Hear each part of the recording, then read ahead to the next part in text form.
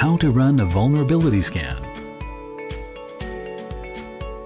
A common way for a hacker to take control of your connected devices is to log into them by using well-known default usernames and passwords. And if your firmware is out of date, your device could be exposed to security vulnerabilities.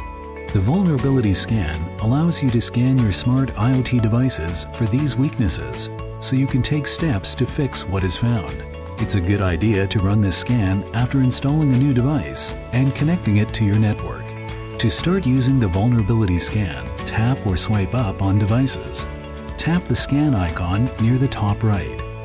Next, you'll see a confirmation window pop up. From here, tap Start Scan.